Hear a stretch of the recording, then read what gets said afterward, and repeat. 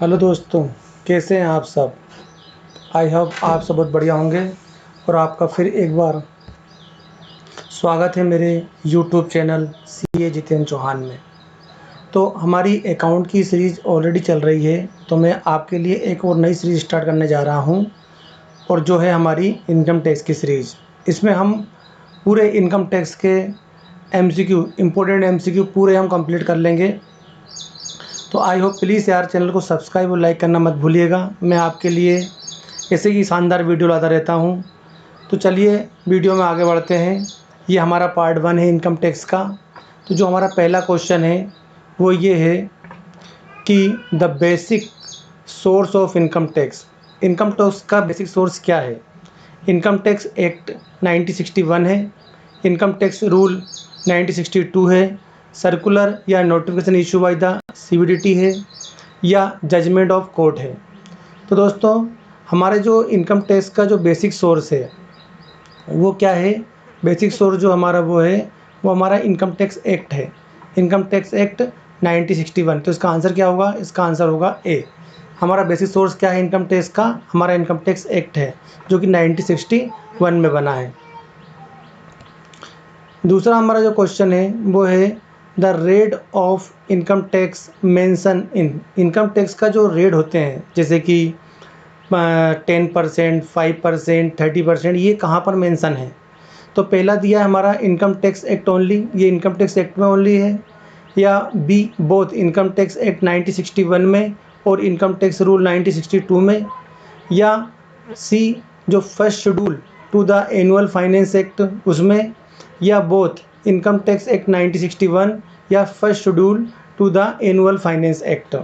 तो दोस्तों जो हमारा इनकम टैक्स का जो रेट होता है वो दो जगह मेंशन होता है। इनकम टैक्स एक्ट का जो रेट मेंशन है वो दो जगह, एक तो देखो हर साल जो हमारा फाइनेंस बजट आता है, फाइनेंस बजट में हमारा जो एनुअल फाइनेंस बजट आता है उसमें भी हमारे रेट जो होता है वो मेंशन होता है। और हमारा जो इनकम टैक्स एक्ट है 1961, इसमें भी रेट मेंशन किए जाते हैं। इनकम टैक्स 1961 इसमें भी हमारे रेट मेंशन किए जाते हैं। इसका मतलब रेट कहाँ पर, या तो एक तो एनुअल फाइनेंस एक्ट में और दूसरे हमारे इनकम टैक्स 1961, दोनों में रहते हैं। तो इसका अंतर है कि हमारे जो रेट होते हैं मेंशन वो दिए हैं इनकम टैक्स 1961 में और first schedule to the annual finance act में। इसका मतलब आंसर क्या होगा, हमारा आंसर हमारा डी होगा। Income tax act came into force. हमारा इनकम टैक्स एक्ट कब लागू हुआ। हमारा इनकम टैक्स लागू कब हुआ, 1/4/1962 को हुआ, 1 जुलाई 1962 को हुआ, 1 मई 1962 को हुआ, या 1/9/1962 को हुआ। तो दोस्तों हमारा जो इनकम टैक्स एक्ट जो बना था, इनकम टैक्स एक्ट जो बना था वो तो हमारा 1961 में हुआ था, लेकिन ये लागू कब हुआ, मतलब ये फोर्स में कब आया, ये आया हमारा 1/4/1962 को। कब आया, 1/4/1962 को। तो इसका आंसर क्या होगा, इसका आंसर होगा हमारा ए। दूसरा है चौथा क्वेश्चन जो हमारा है कि rate of surcharge applicable on the domestic company. Domestic company मतलब जो हमारी इंडिया की कंपनी है, where total income exceed 1 crore रुपए, जिनकी इनकम टोटल एक्सीड 1 करोड़ से ज़्यादा हो बट नॉट एक्सीड 10 करोड़ रुपए, तो उसके ऊपर सरचार्ज क्या लगेगा, 12%, बी 7%, या 2% या 5%।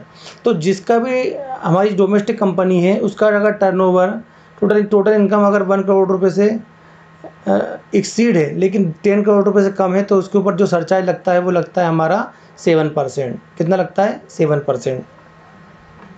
हमारा नेक्स्ट MCQ है कि जो हमारा rate of surcharge applicable in the domestic company जहाँ पर total income exceed the 10 crore रुपए से ज़्यादा हो। अभी हमने देखा था कि जहाँ पर इनकम एक्सीड 1 करोड़ लेकिन but does not exceed 10 crore, 10 crore से ज़्यादा ना हो, लेकिन यहाँ पर अगर मान लो हमारी इनकम 10 करोड़ से ज़्यादा होती है तो सरचार्ज का रेट क्या होता है, 12%, 7% या 2% या 5%। तो दोस्तों 10 करोड़ से ऊपर होने पर सरचार्ज जो एप्लीकेबल होता है वो होता है 12%। इसका आंसर क्या है, ए। आई होप आपको वीडियो पसंद आया होगा। तो मैं आपके लिए ऐसे ही वीडियो लाता रहता हूँ। प्लीज़ चैनल को सब्सक्राइब और लाइक करना मत भूलिएगा। Thank you very much.